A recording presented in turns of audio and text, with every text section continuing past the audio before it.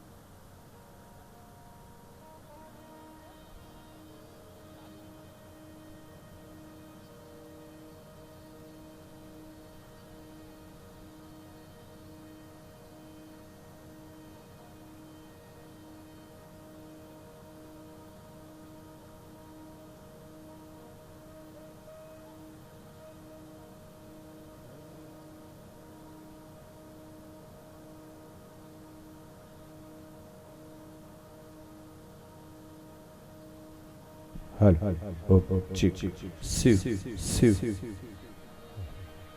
ઓમ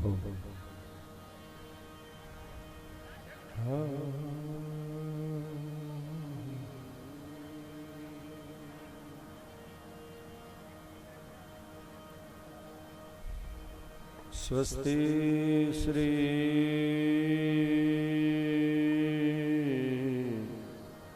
ગણેશાય નમઃ.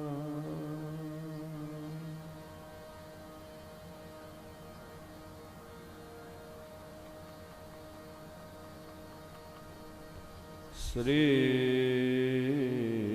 પરમાત્મને નમઃ.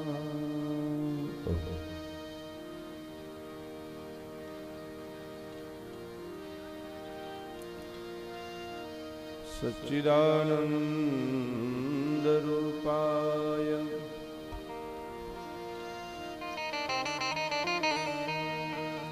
વિશ્વોત્પત્યાદિ હેતવે તાપત્રય વિનાશાય શ્રી કૃષ્ણાય વયમ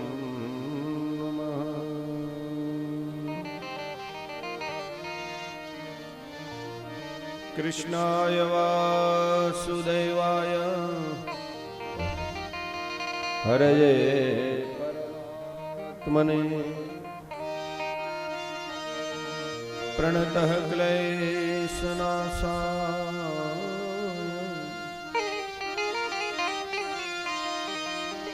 ગોવિંદાય નમો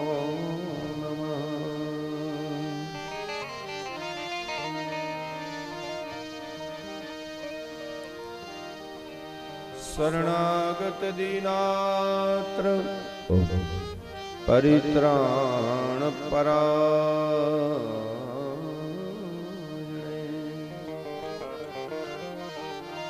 સર્વસ્યાર્તિ હરે દેવી ઓ નારાયણી નમોસ્તુતે.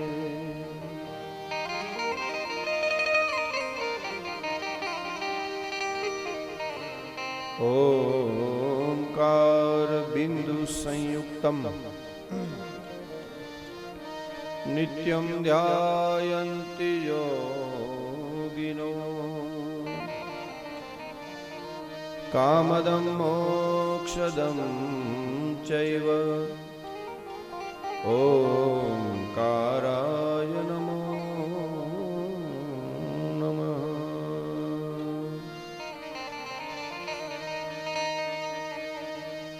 સત્યમ વિજ્ઞાનમાનંદ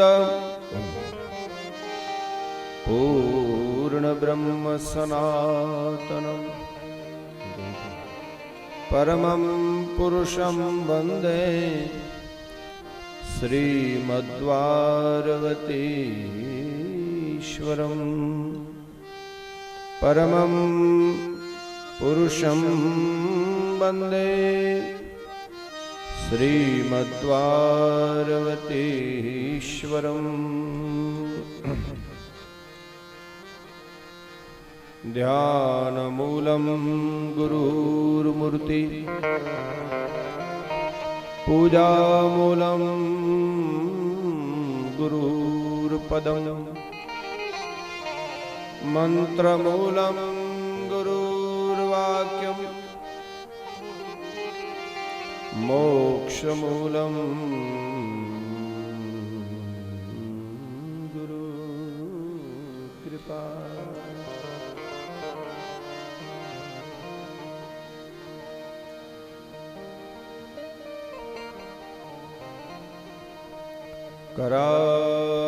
करारविन्दे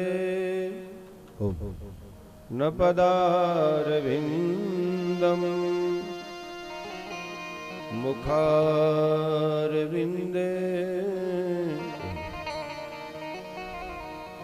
विनिवेशयन्तं वटस्य पत्रस्य पुटे शयनम् बालं मुकुन्दं मनसा स्मरामि श्रीकृष्ण गोविन्द हरे मुरारी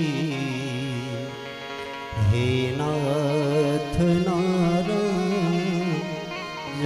वासुदेवा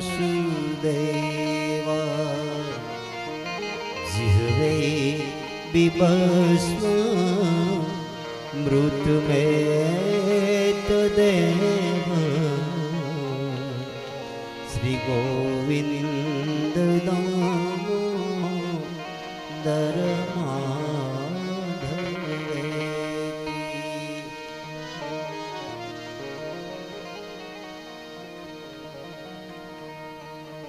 विक्रेतु कामा तिलगोपकन्या मुरारिपादार पितचेतवृत्तेः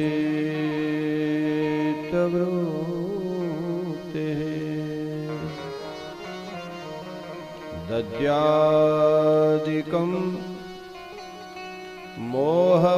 मोहवसादवो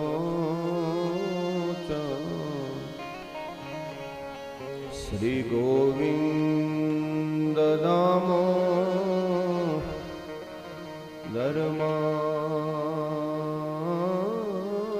माधवेति।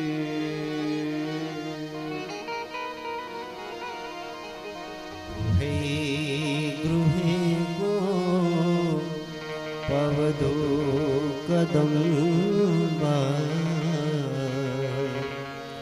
सर्वे मिलित्वा समवाप्य योगम् पुण्यानि नामानि पठन्ति नित्यम्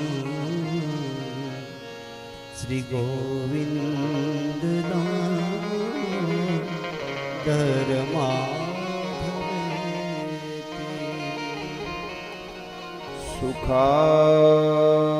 सुखासदानां निलये निजेपि नामानि विष्णोर् प्रवदन्ति मर्त्याः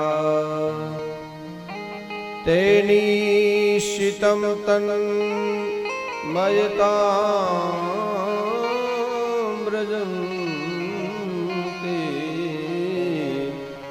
श्री गोविंद दामोदर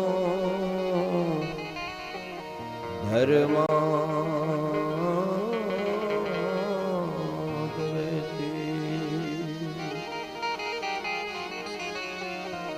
जिह्वे સદૈવમ ભજ સુંદરાણી નામાની કૃષ્ણ સમનોહરાણી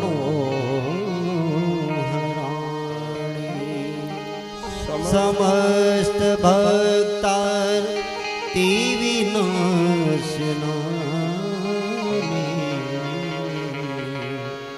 શ્રી ગોવિંદ દામોદર માધવેતિ સુખાવસાને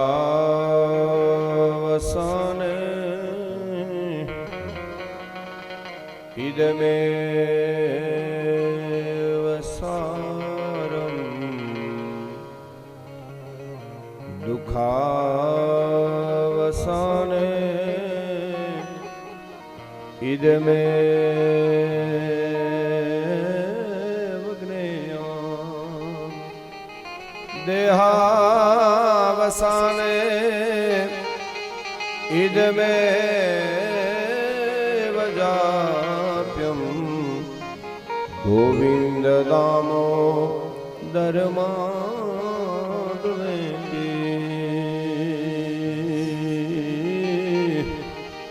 આડતણા આડતિયા તારા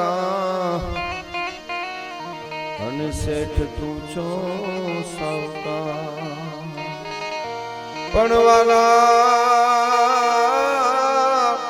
એ તારું લેણું છે ત્યાં લગી બીજો અરે તારું લેણું છે ત્યાં લગી બીજો હવે દીરસે નહીં તલવાર ઠાકર યમ મેલ માઠેલી તું છો એકલનો બેલી અમે તારું અંગ કેવાય રે જીવન કોને આશરે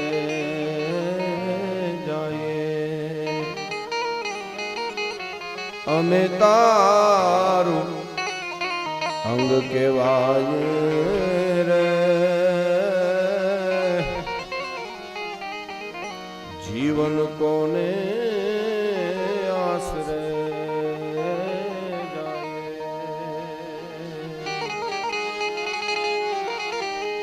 ગુણિકાના ગુના એજી માફ કર્યા વાલા હાથી તાર્યો અણહાર ગુણિકાના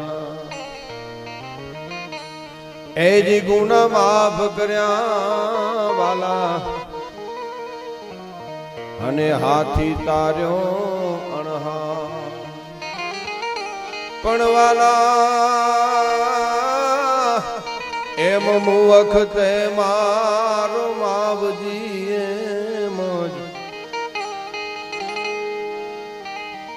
વખતે મારો માવજી એમ જ એ સવડો થા સરદાર ઠાકર મેલ માઠેલી પૂછો રે કલનો બેલી અમે તારું અંગ કેવાય રે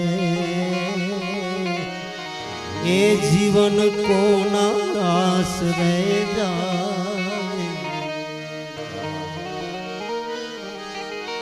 પણ વાલા અજી રાખજે તારી રીત પ્રમાણે પછી તું લેજે ઘણો તાગ રાખજે તારી રીત પ્રમાણે વાલા તું લેજે ઘણો તાગ પણ વાલા કરોડ મોઢે એ જગમાં કેવાણો કાનજી તારો કાગ ઠાકર મેલ માઠેલી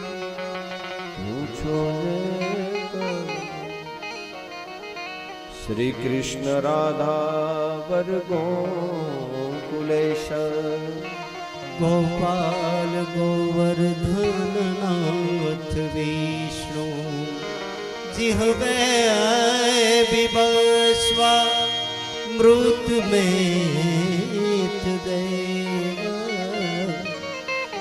गोविंद नामो दरमाधवे। बोलिए दामोदर भगवान की नमः। पार्वती पते हर हर महादेव।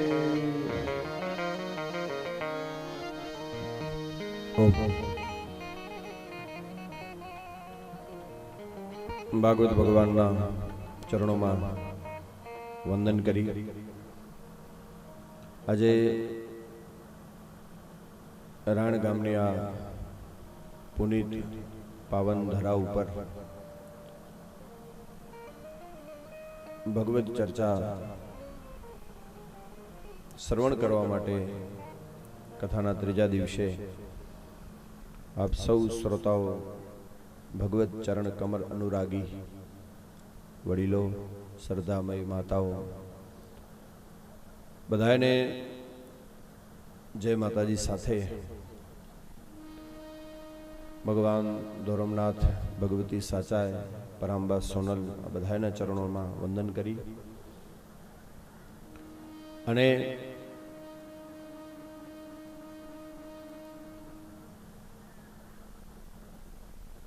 શ્રીમદ ભાગવત ભગવાનનું જે વાંગ્મય સ્વરૂપ માનવામાં આવે છે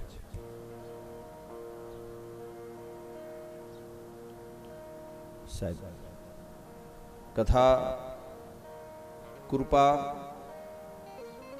ભગવાનની કથારૂપી કૃપા કેટલી મોટી છે। પરીક્ષિત મહારાજના જીવનમાં 2 વખત એવી ઘટના બની ભગવાને એને દર્શન આપ્યા હોય।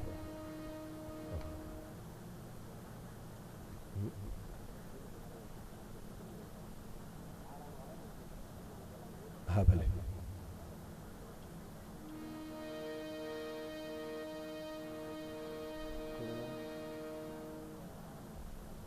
ભલે વ્યાસપીઠનું સન્માન ભલે ભલે કરી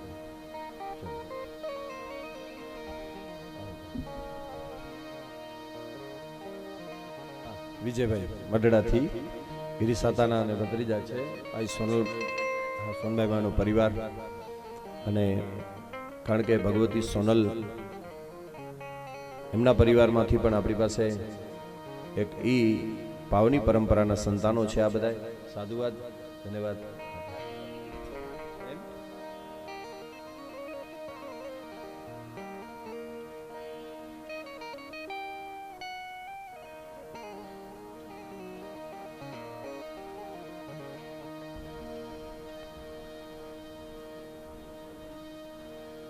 ભગવાન નારાયણની કૃપા કાલે લધા બાપાએ જે ધર્મસભામાં કેવું સહજ રીતે વર્ણન કર્યું કે ઘણી વખત માણસની હારમાં પણ જીત હોય છે અને ક્યારેક ક્યારેક જીતેલો માણસ પણ બહુ ખરાબ રીતે હારતો હોય છે। એકની ઉપર રામાયણ ઊભી છે, એકની ઉપર ભાગવત ઊભી છે। રામાયણમાં એવું આવે છે કે નારદજી કામદેવ પાસે જીત્યા પણ જીતેલો નારદ કેટલી હદે હારવું પડ્યું નારદજી નહીતર જે કામે શંકરની સમાધિ તોડાવી નાખી હતી પણ નારદ એ કામને જીતી ગયા રામાયણમાં। અને હારેલા જીતેલા નારદજીને કેટલું હારવું પડ્યું, છેવટે વાંદરાનું મોઢું લેવું પડ્યું, બરાબર ને। શીલનિધિ રાજાના યજ્ઞમાં વિશ્વમોહિનીના મોહમાં ફસાણા તો નારદની જીતમાં હાર થઈ અને પરીક્ષિતની એક અર્થમાં હાર થઈ ઋષિના ગળામાં નાગ નાખીને। પણ હારેલા પરીક્ષિત માટે તમે વિચાર તો કરો સાહેબ, ગંગાનો કિનારો તૈયાર, અરે સુખદેવજી જેવા ગુરુ તૈયાર ને આ ભાગવત જેવો ગ્રંથ પણ તૈયાર હતો એના માટે, એની હારમાં જીત થઈ સાહેબ। પરીક્ષિતની હારમાં જીત હતી અને નારદજીની જીતમાં હાર થઈ। મૃત્યુ તો કંસનું નક્કી થઈ ગયું હતું, મૃત્યુ પરીક્ષિતનું નક્કી થઈ ગયું હતું, પણ કંસ મૃત્યુને બગાડવાના પ્રયત્ન કરે છે અને પરીક્ષિત મોતને સુધારવાના પ્રયત્ન કરે છે. વાત એટલી જ છે. એમાં કથા એવી છે કે પરીક્ષિત મહારાજ દિગ્વિજય દરમિયાન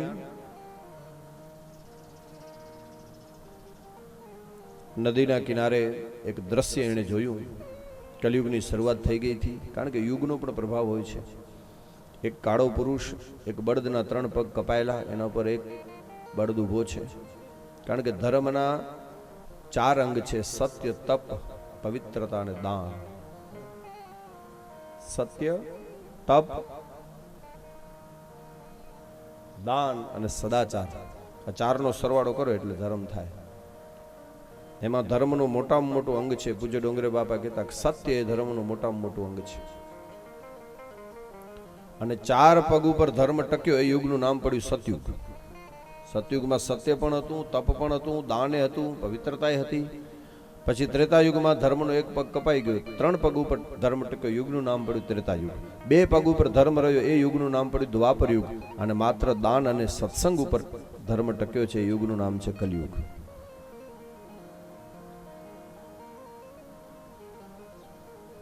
ધર્મનું મોટામાં મોટું અંગ છે સત્ય.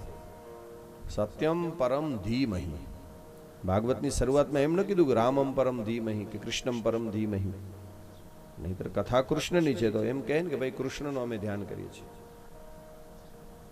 વેદવ્યાસે એમ લખ્યું કૃષ્ણમ પરમ ધીમહિ, અથવા તો રામમ પરમ ધીમહિ, અથવા તો બુદ્ધમ પરમ ધીમહિ, અથવા તો મહાવીર પરમ ધીમહિ, અથવા તો જગદંબા પરમ ધીમહિ. નહીં, સત્યમ પરમ ધીમહિ. પરમ સત્ય છે એનું અમે ધ્યાન કરીએ છીએ. નહીતર એમ લખી શકે, કારણ કે સત્યનો કોઈ ધર્મ હોતો નથી. સત્ય બધા ધર્મોમાં એક જ હોય. સત્ય સર્વે પ્રતિષ્ઠિતા. ભલે એના સ્વરૂપ અલગ અલગ હોય, પણ સત્ય બધી જગ્યાએ એક જ હોય. અને પરીક્ષિત મહારાજ ધર્મ 3 પગ ઉપર જે ટક્યો છે. નંદી, 1 પગ ઉપર નંદી ઊભો છે, બાજુમાં ધરતી માતા ગાયનું રૂપ લઈને ઊભી છે. એને આ કલયુગ મારી રહ્યો છે. અને પરીક્ષિત ત્યાંથી નીકળ્યા. એણે આ દ્રશ્ય જોયું. ધર્મના 4 પગ પરીક્ષિત રાજાએ જોડી દીધા. ધરતી માતાને પણ આશ્વાસન આપીને રવાની કરી, અને પછી કલયુગને મારવા તૈયાર થયા કે હું તને રહેવા જ ન દઉં મારા રાજ્યમાં, તારામાં આટલા દુર્ગુણ છે. કલયુગ રાજાના પગમાં પડી ગયો. કીધું મહારાજ મને મારતા નહીં. પરીક્ષિતને દયા આવી ગઈ. આતતાઈને મારી જ નાખવો જોઈએ, ગીતા એમ કહે છે. પણ ઘણી વખત દયા, અને એમ લખ્યું છે કે ખાલી આમ ચરણ સ્પર્શ કર્યા ને પરીક્ષિતને કલયુગે પગે લાગવા માટે, એમાં એના પરમાણુ દાખલ થઈ ગયા. પુણ્યશાળીને સ્પર્શ કરવાથી એના પુણ્યના પરમાણુ આપણા શરીરમાં દાખલ થાય, અને પાપીને અડવાથી પાપીના પરમાણુ પણ આપણા શરીરમાં. અને એ કોરોનામાં સિદ્ધ થઈ ગયું. એમ વિજ્ઞાન કહેતું હતું, પણ શાસ્ત્રો કહેતા હતા કે પરમાણુ દાખલ થાય. પરીક્ષિત એને આમ તો ક્ષત્રિય દુષ્ટને મારી જ નાખવો જોઈએ. ગીતામાં 6 પ્રકારના માણસને બાપા આતતાઈ કહેવાય છે. 6 પ્રકાર જેનામાં હોય એ આતતાઈને મારવામાં દોષ નથી. ભગવાને અર્જુનને કીધું છે. સગો ભાઈ હોય તો મારી શકે.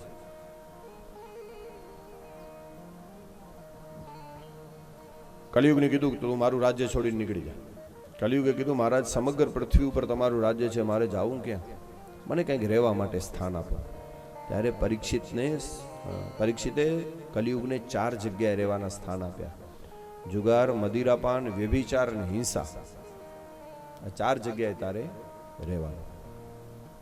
કલયુગે કીધું મહારાજ મારો પરિવાર મોટો છે અને આ 4 સ્થાન તો ખરાબ છે, એકાદ રૂમ વધારી દે. 1 બેડરૂમ, હોલ, કિચન. પરિવાર મોટો બહુ કીધું એટલે 5મું સ્થાન સુવર્ણમાં તારે રહેવાનું. બધાએ સુવર્ણમાં નહીં, અનિતિનું જે દ્રવ્ય હોય એવા સુવર્ણમાં કલયુગનો વાસ. અને ખલહ સરસપ માત્રાણી પરિચ્છિદ્રાણી પશ્યતિ આત્માનમ બિલ્વ માત્રાણી પશ્યન્નપી ન પશ્યતિ. એમાં એક દિવસ પરીક્ષિત મહારાજ કથા પ્રચલિત છે કે મારા દાદા પાંડવો મારા પાસે શું મૂકી ગયા છે? એક જૂની પેટી, એમાં એક હીરા જડિત મુગટ. હકીકતમાં મુગટ હતો જરાસંધનો. ભીમ, અર્જુન અને કૃષ્ણ જરાસંધને મારીને જ્યારે મુગટ લઈ આવ્યા ત્યારે જરાસંધના દીકરાએ કીધું મુગટ આપી દઉં, પણ એના દીકરા સહદેવને, જરાસંધના દીકરાનું નામ સહદેવ હતું, એને રોતો મૂકીને ભીમ મુગટ લઈ આવી. પણ ધર્મરાજાએ કીધું આ મુગટ આપણાથી પહેરાય નહીં, અનીતિનું દ્રવ્ય છે, આપણને આ ન ખપે. એને કોઈ અડતા નહીં, બંધ પેટીમાં મુગટ રાખી દીધો હતો અને એ આજે પરીક્ષિતના હાથમાં આવી ગયો. મુગટ બહુ રૂપાળો માથા ઉપર મૂક્યો સાહેબ, અને સુવર્ણમાં કલિયુગનું સ્થાન. અહીંયા પરીક્ષિતની બુદ્ધિ બગડી. પૂજ્ય ડોંગરે બાપા કહેતા હતા, બાપા કે માણસની બુદ્ધિ બગડે ને ત્યારે સમજવાનું કંઈક ને કંઈક ખોટું થવાનું છે. અને મુગટ ધારણ કર્યો. કોઈ દિવસ નહીં ને પરીક્ષિતને શિકાર કરવાની ઈચ્છા થઈ. જંગલમાં જાય છે, અનેક નિર્દોષ પ્રાણીઓને મારી રાજા થાકી ગયો. તરસ લાગી, કારણ કે ભૂખ તરસ તો બધાને સરખી જ હોય ને, રાજા હોય કે રંક હોય. સમીક ઋષિનો આશ્રમ, ઋષિ સમાધિમાં બેઠા હતા, કોણ આવ્યું કોણ ગયું એની ખબર નહીં. એમાં રાજા પ્રવેશ કરે છે અને પરીક્ષિતે રાડ પાડી. હકીકતમાં રાજાએ ઋષિની સેવા કરવી જોઈએ, પણ આજ રાજા સેવા માગે છે. કલિયુગ બુદ્ધિ. અને 2-3 વાર અવાજ પાડ્યો એટલે રાજા, ઋષિ તો સમાધિમાં બેઠા હતા એટલે આખો આશ્રમ છીન ભીન કરી નાખ્યો. પરીક્ષિતને એટલો ક્રોધ આવ્યો, કારણ કે સુખ में करना हरिभजन, दुख में देना दान, सत्ता में रखना क्षमा, वो तो दुष्कर संकर दान. આ બધી વસ્તુ અઘરી છે ભાઈ. પરીક્ષિતને બાપા તક્ષક તો પછી કરડ્યો. તક્ષક તો વારો પોઠી આવ્યો. પહેલા એને કે સંપત્તિ, મુગટ કરડી ગયો. સંપત્તિના નશા લાગ્યા ને એ તો બહુ મોડા ઉતરે સાહેબ.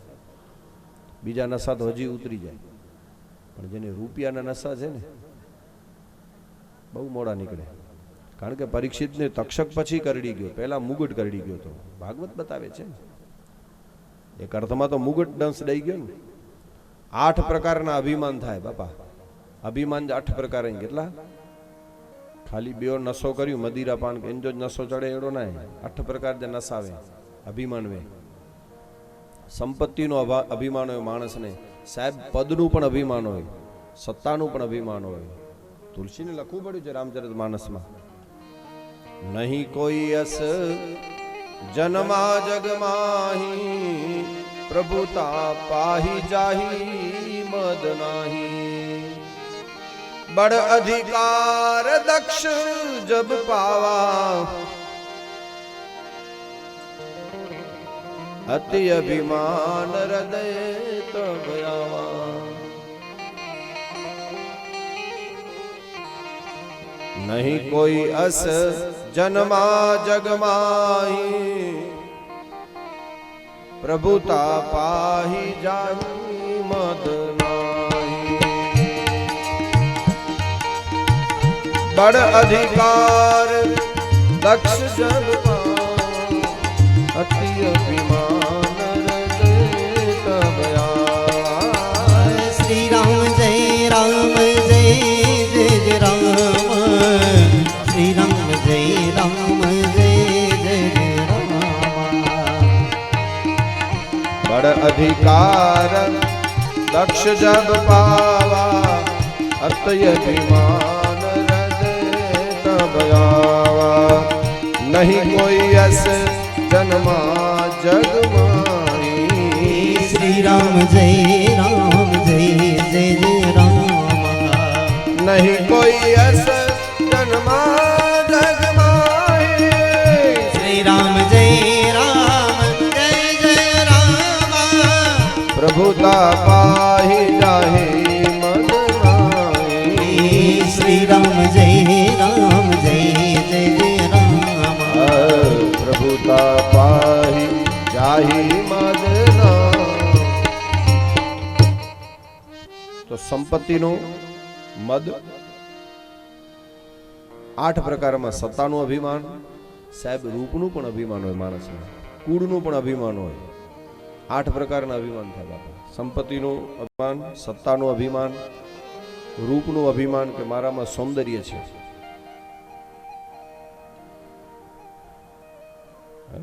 પણ ઘણી વખત અમે કહીએ છીએ સાહેબ જય હો કે કોઈકને ગમવા માટે તનની સુંદરતા જરૂરી હોઈ શકે છે બાપા. કોઈકને ગમવા માટે તનની સુંદરતા જરૂરી હોઈ શકે છે. I agree. પણ ગમતું રહેવા માટે તો મનની સુંદરતા જ કામ આવે સાહેબ. એટલે સૌંદર્યનું પણ અભિમાન હોય. 8 પ્રકારના અભિમાનથી, સત્તા જો અભિમાન, સંપત્તિ જો અભિમાન, સૌંદર્યનું અભિમાન, કુળનું અભિમાન કે હું કંઈક આ કુળમાં છું, મારું આ કુળ. પછી અભિમાન આવે સત્તાનું, સંપત્તિનું, રૂપનું, કુળનું. પછી વિદ્વત્તાનું પણ અભિમાન હોય કે મારામાં કંઈક છે, હું જાણું છું. વિદ્વત્તાનું પણ અભિમાન હોય સાહેબ. 5 પ્રકારના અભિમાન. 6થું અભિમાન છે કર્તૃત્વનું અભિમાન.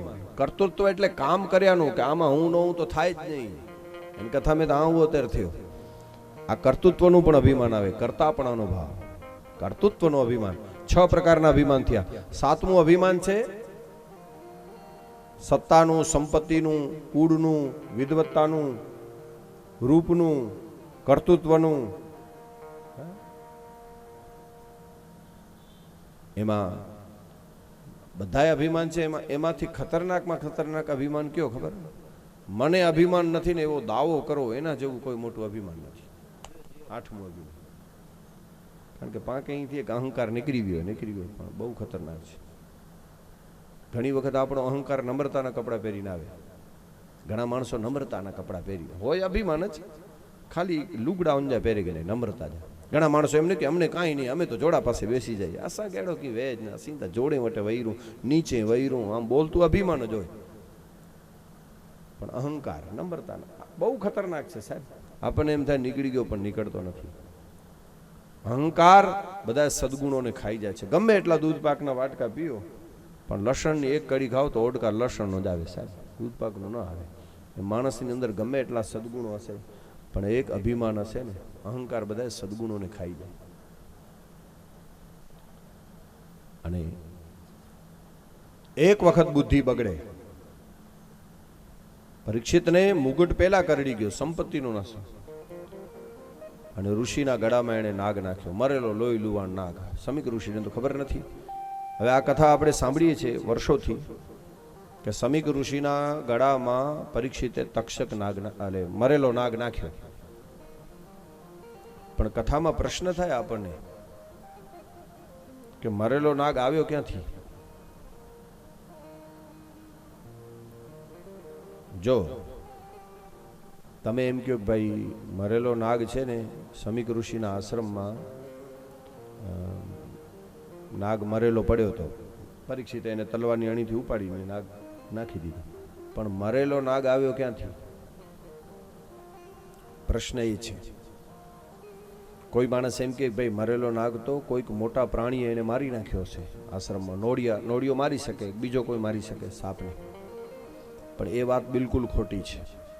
કારણ કે સમીક ઋષિના આશ્રમમાં બાપા વેર વૃત્તિ હતી જ નહીં. ઉંદર અને બિલાડી ભેગા બેસતા, એ જ ઋષિનો આશ્રમ કહેવાય, જ્યાં કોઈ પ્રકારના વેર વિગ્રહ ન હોય. એટલે બીજો કોઈ નાગને મારી શકે એ વાત બિલકુલ ખોટી. તો પછી નાગ આવ્યો ક્યાંથી? આશ્રમમાં મરેલો નાગ ક્યાંથી પડ્યો હતો?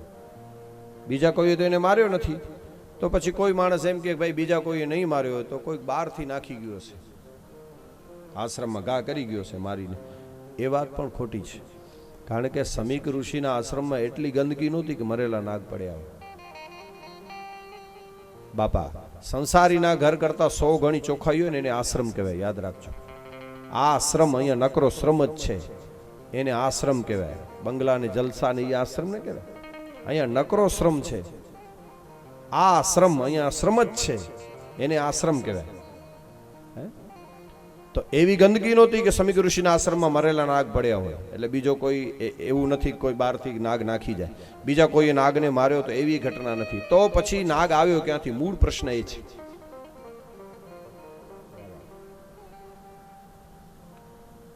બાપા હરિવંશ પુરાણમાં આની કથા છે. નાગ ક્યાંથી આવ્યો એની કથા હરિવંશ પુરાણમાં છે. કારણ કે જેટલું ઉપયોગી એટલું અમુક અમુક શાસ્ત્રોમાં બતાવ્યું. કથા એવી છે હરિવંશ પુરાણમાં કે આજે નાગ પરીક્ષિતના ગળામાં, આ ઋષિના ગળામાં નાખ્યો ને, એ નાગ આશ્રમનો જ નાગ હતો અને સમીક ઋષિનો પિતરાઈ ભાઈ હતો. એને શ્રાપના કારણે નાગ બનવું પડેલું, પણ એટલો સારો નાગ હતો, આશ્રમના બાળકો ભેગો એ રમતો, આશ્રમના બાળકો ભેગો એ ફરે અને આશ્રમમાં જ રહેતો. શ્રાપના કારણે યોગ ભ્રષ્ટ બનવું પડેલું નાગ. અને સાહેબ, હરિવંશ પુરાણમાં એવી કથા છે કે સમીક ઋષિને જોઈને પરીક્ષિતને એટલો ક્રોધ આવ્યો હતો, એણે તો સમીક ઋષિને મારવા માટે બાણ ચડાવેલું, મારી નાખવું ઋષિને. એવી કથા છે હરિવંશ પુરાણમાં બાપા. અને ઓલા નાગને એમ થયું કે આ જો પરીક્ષિત જો આને મારી નાખશે ને તો પાંડવોનું કુળ કલંકિત થઈ જશે. કારણ કે પાંડવોનો પોતરો છે. ગૌ બ્રાહ્મણ પ્રતિપાલ પાંડવો, અર્જુન ડાબો હાથ બ્રાહ્મણનો અપરાધ કરે તો એને જમણો હાથ કાપી નાખે, આટલી હદે જે બ્રાહ્મણોને માન આપે, અને એનો પોતરો વાંધો ઈ હતો. એમ હાલી મવાલી તો હતો નહીં કઈ, પાંડવોનો પોતરો છે, દિગ્વિજય કરનાર પરીક્ષિત. અને એણે સમીકને મારવા માટે બાણ ચડાવ્યું. એટલો ક્રોધ આવે, ક્રોધમાં માણસ શું કરે એનું કઈ નક્કી નહીં સાહેબ. એ વખતે ઓલા નાગને, જે નાગ ફરતો હતો ને, એને એમ થયું કે આહા, આ રાજાને મારી નાખશે ને ઋષિને તો પાંડવોનું કુળ કલંકિત થશે, બધા નરકમાં જશે. અને ક્રોધ અત્યારે ગમે તેમ થાય, આનો ક્રોધ એટલે એ બાણ આમ મારવા ચડાવ્યું ને બાપા, એ વખતે નાગ આડો આવી ગયો. અને ઈ જ નાગ પરીક્ષિતે એ બાણ નાગને માર્યો અને પોતાનો ક્રોધ ઉતાર્યો. નાગ મરી ગયો, એણે પોતાના પ્રાણ છોડી દીધા. અને ઈ જ લોહી લુહાણ નાગ, મરેલો નાગ, ઈ જ નાગ ઋષિના ગળામાં નાખી દીધો. આવી હરિવંશ પુરાણમાં કથા છે.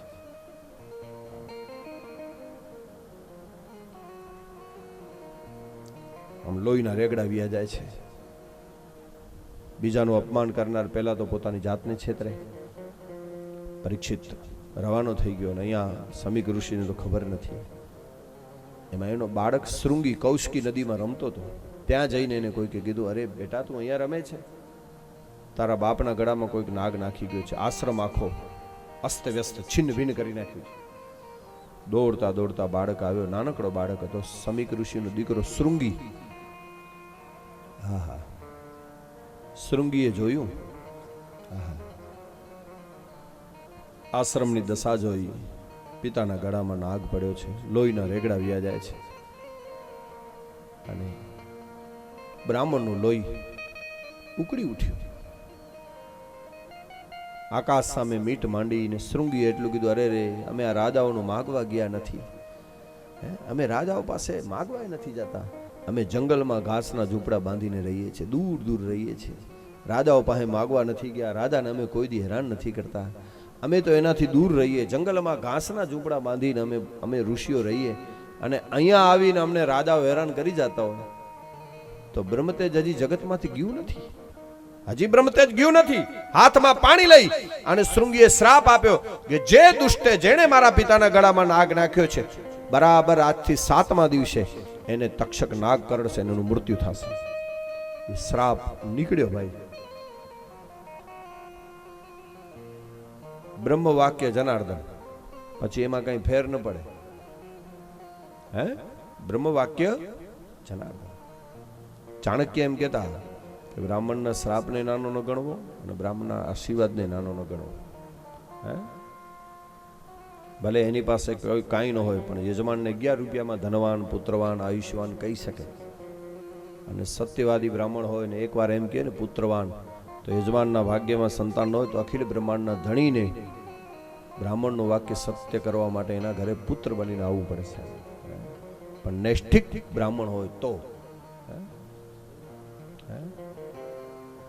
અને ચારિત્ર્યવાન બ્રાહ્મણ હોય તો સહજ રીતે આપણે કહીએ તો. અને શૃંગીએ શ્રાપ આપ્યો અને સમીકની આંખ ખુલી. જો સંત મૃદુ મંગલમય સંત સમાજ. બેટા, નાગને બહાર રાખ્યો, ઘા કર્યો. આ શું થયું બધું? તો શૃંગીએ કીધું, પિતાજી ચિંતા ન કરો, જેણે કર્યું છે એને મેં શ્રાપ દઈ દીધો છે. અરે પણ શું શ્રાપ આપ્યો છે? તો કે 7મા દિવસે એનું મરણ, તક્ષક નાગ કરડશે ને એનું મૃત્યુ થશે.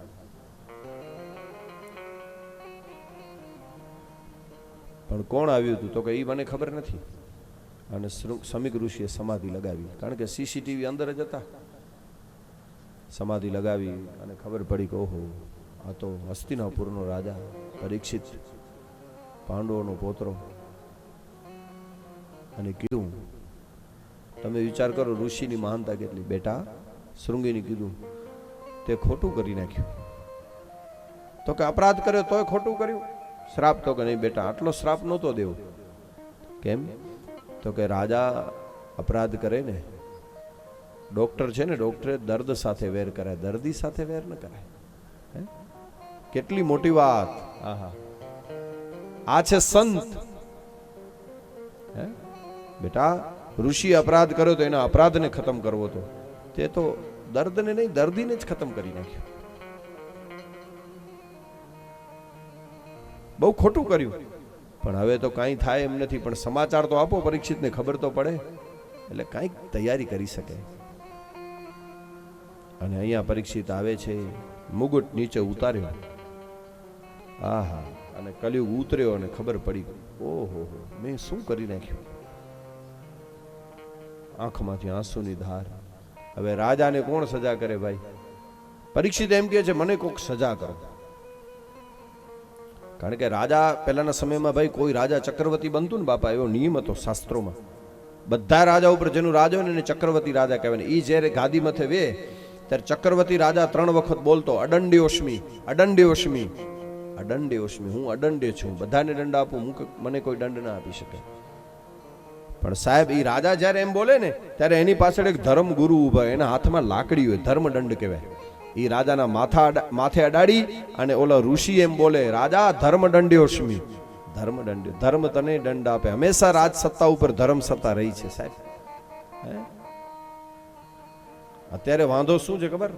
રાજ સત્તામાં ધર્મ સત્તા નથી સાહેબ. એ તો હમણાં હવે કાળ સારો આવ્યો છે આપણા ભારતનો કે રાજ સત્તામાં ધર્મ સત્તા આવી છે. નહીતર રાજ સત્તામાં ધર્મને સ્થાન જ નહોતું. હવે કંઈક આપણને એમ થાય કે આપણે કંઈક છીએ એમ, નહીતર ખબર નહોતી એમ. એવું નેતૃત્વ આપણને ભારતને મળ્યું કે હવે રાજ સત્તામાં ધર્મ સત્તા છે સાહેબ. નહીતર તમે વિચાર કરો, જ્યાં હિન્દુસ્તાનનો પૂર્ણ અવતાર ભગવાન રામ જે જગ્યાએ જન્મ્યો હોય અને હજારો વર્ષો નીકળી જતા હોય ને ઝૂંપડીમાં પડ્યો હોય સાહેબ, ધર્મ સત્તા ન હોય ત્યારે ને, હજારો વર્ષો જેની જગ્યા, જે જગ્યાએ ભગવાન રામ જન્મ્યા, પોતાનું ઘર સાહેબ, અને પોતાનું ઘરમાં અખિલ બ્રહ્માંડનો ધણી ન બેસી શકે મંદિરમાં. આપણી કરુણતા કેટલી એમ. પણ સાહેબ, હવે કાળ એવો આવ્યો કે આટલા વર્ષોમાં ઇતિહાસમાં અયોધ્યામાં રામ મંદિરનું નિર્માણ, અને જાન્યુઆરીમાં એની પ્રતિષ્ઠાની તારીખ પણ આવી ગઈ સાહેબ. આ તત્વ સિવાય તાકાત નથી સાહેબ. શાસન સારું હોય ને તો પ્રજા પણ સુખી હોય સાહેબ. કહેવાનું સૂર એ છે કે રાજ સત્તા ઉપર હંમેશા ધર્મ સત્તા રહી છે. અને પરીક્ષિતને શ્રાપ મળ્યો, જન્મે જેને ગાદી આપી દીધી. એની ટાઈમ બધું છોડી દીધું. કીધું કે હવે મારાથી ભૂલ થઈ ને, આજથી હું પાણી નહીં પીવું. અનશન વ્રત લઈ લીધું. અનશન વ્રત, પાણી નહીં પીવાનું. માણસ દોડાદોડીમાં પકડે એનો વાંધો નહીં, પણ છોડતાય આવડવું જોઈએ. સમય આવે ને ત્યારે છોડી દેવું જોઈએ. પરીક્ષિતને છોડતાય આવડ્યું છે. આ તો મરીએ ત્યાં સુધી ચાવી ન દઈએ છોકરાઓને. છઠદમ શીલ બિરતી બહુ કર્મા. અતિ પ્રવૃત્તિમાંથી નિવૃત્તિ લેવી ને એ એક ભક્તિ છે. પરીક્ષિત આવે છે ગંગાના કિનારે, અને અહીંયા ઋષિ મુનિઓને ખબર પડી. કોઈ દિવસ ઋષિ મુનિ આવે નહીં, પણ આજ ખબર પડી કે હવે પરીક્ષિત રાજા નહીં રાજર્ષિ થઈ ગયો છે. ગૌતમ, ભરદ્વાજ, વશિષ્ઠ, વિશ્વામિત્ર, કશ્યપ, ખુદ વેદવ્યાસ આવ્યા છે. 18 પુરાણના રચયિતા પરીક્ષિત પગે પડે. ઋષિ મુનિઓને એમ કહે છે કે મારાથી ભૂલ થઈ. પોતાનું પાપ જાહેર કરે છે. હવે મને 7 દિવસમાં મુક્તિ મળે, અંતકાળે ભગવાનનું સ્મરણ થાય એવું કંઈક કરી દો. કારણ કે જ્ઞાનની વાતો કરવા જાશું તો સમય પૂરો થઈ જશે. સતની નહીં, વૈરાગ્યની વાતો નહીં હાલે. 7 દિવસમાં મને ભગવાનનું સ્મરણ થાય એવું કંઈક કરી દો. ખુદ વેદવ્યાસ, ભાગવતમાં લખ્યું પરાશર ઋષિ પણ હાજર હતા, વેદવ્યાસના પિતા. અને એક એક પાસે આ માણસ પોતાનું પાપ જાહેર કરે છે કે મારી ભૂલ થઈ ગઈ. ભૂલ થઈ જાવી એ કોઈ મોટી વાત નથી, પણ ભૂલ સ્વીકારનારો માણસ મોટો કહેવાય. હે, મારા માણેકભાઈ એમ કે ના સમજી કબૂલ કરવી ને બાપા, ના સમજી કબૂલ કરવી ને એ સમજદારીની શરૂઆત છે.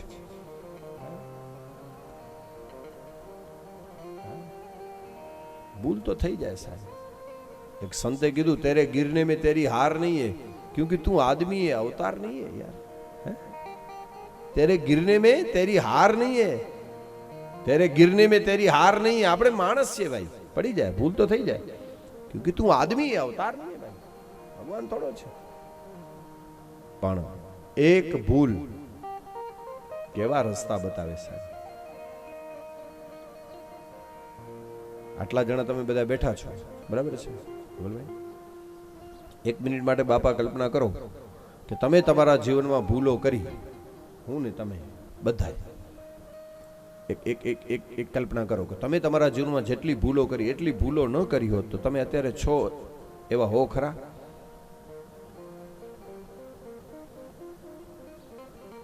તો આપણે ભૂલોમાંથી જ કંઈક બન્યા. ભૂલ પણ માણસને શીખવાડે સાહેબ. માણસે ભૂલમાંથી શીખવું જોઈએ. પણ એક વાત, ભૂલમાંથી શીખવું જોઈએ એક વાત, અને બીજી વાત કે આખી જિંદગી પોતાની ભૂલોમાંથી નહીં શીખવાનું, નહીંતર જિંદગી ટૂંકી પડી જશે. બીજા ખોટું કરતા હોય ને એની ભૂલ ગલતી થઈ એમાંથી શીખવાનું. બે કે નેરે નેરે નહીં, પાંચ જ બોલે में जाए सीखे जो चालू रख तो जिंदगी पूरी थी वेंदी. બે जी बोले में जाए सीखे जो कहीं पाके न करा जाए. हाँ, इसलिए संतों ने कहा अगर गलती, भाई सिगरेट अगर गलती रुलाती है तो राहें भी दिखाती है. अगर गलती रुलाती है तो राहें भी दिखाती है, राहें भी दिखाती है. पर कर ले जो ठीक गलती को उसे इंसान कहते हैं. किसी के काम जो डाले रे, किसी के काम जो डाले उसे इंसान कहते हैं. ये पराया दर्द जो बाटे, पराया पराया दर्द जो बाटे उसे इंसान कहते हैं. किसी के काम जो डाले रे, किसी के काम जो डाले उसे इंसान कहते हैं.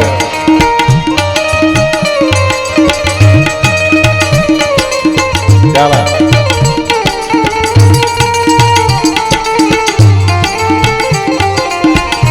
अरे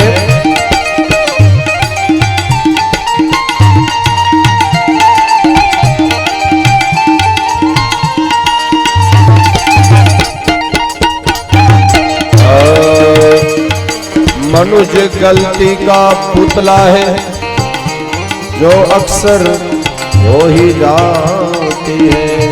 कवि कलापीए लख्યું છે જીવનમાં ભૂલ થાય ને બાપા, પછી પાપનું પ્રાયશ્ચિત શું?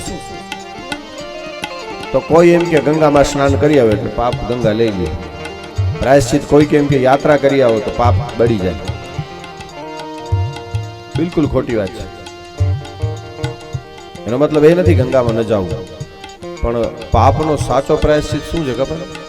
અંદરથી સાચા હૃદયથી પસ્તાવો થવો જોઈએ. અને એ નથી તો ગંગામાં ભલે ગમે એટલી ડૂબકી રહ્યું, ગંગા કોઈ દી પાપ ન ધોવે.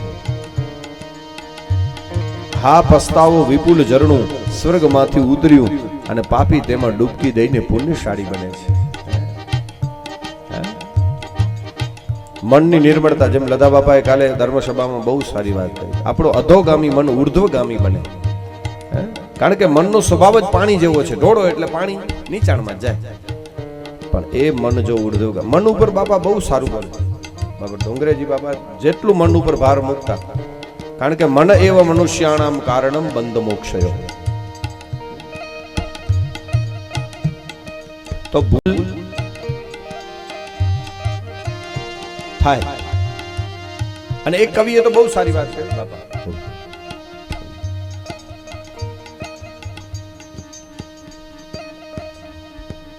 ફાઉન્ડેશન માંથી સાહેબ પણ પધાર્યા છે, રાણી ફાઉન્ડેશન. પણ કહેવાનું સુર એ છે કે બાપા આપણે એમ કહીએ કે મને આનો અનુભવ છે. વડીલો એમ કહેતા કે અમને એને વસ્તુ જ અસાંકે અનુભવાય. અનુભવ એટલે શું? શબ્દો ધ્યાન રાખજો. માણસે પોતે કરેલી ભૂલોને આપેલું નામ અનુભવ.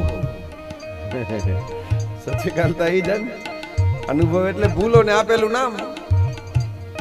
હે બોલે કે ડનેલો ના એ અનુભવાય, અસાંજો અનુભવાય.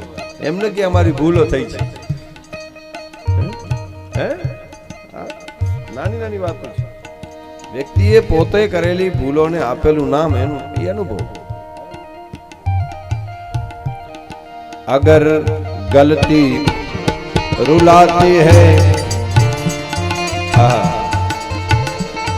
मनुज गलती का पुतला है भाई अक्सर हो ही जाती है मनुज गलती का पुतला है जो अक्सर हो ही जाती है कर ले जो ठीक गलती को कर ले जो ठीक गलती को उसे इंसान कहते हैं किसी के काम जो जाने रे किसी के काम जो जाने उसे इंसान कहते हैं पराया दर्द जो बाटे उसे इंसान कहते हैं किसी के काम जो आए उसे इंसान कहते हैं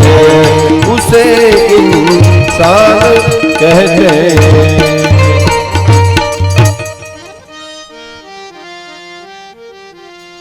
પરાયા દર્દ જો બાટે અગર ગલતી પરીક્ષિત મહારાજના જીવનમાં એક ભૂલ થઈ પણ ભૂલને સુધારી અને મોટા મોટા ઋષિ મુનિઓ પાસે પોતાનું પાપ જાહેર કર્યું છે કે મારાથી ભૂલ થઈ ગઈ 7 દિવસમાં મોક્ષ મળે એવો ઉપાય બતાવો. ઋષિ મુનિઓ એટલું કીધું પરીક્ષિતને કે રાજન એ શક્ય નથી કારણ કે અમે તો વર્ષો સુધી તપશ્ચર્યા કરીએ છીએ. ઋષિ મુનિઓએ કીધું અમે હજારો વર્ષો નીકળી ગયા. અમુક ઋષિ મુનિઓ કે મારા હજારો વર્ષો થઈ ગયા. અરે એટલા વર્ષો સુધી તપ કર્યું ને બેઠા બેઠા કે શરીર ઉપર ઉધઈના રાફડા ચડી ગયા.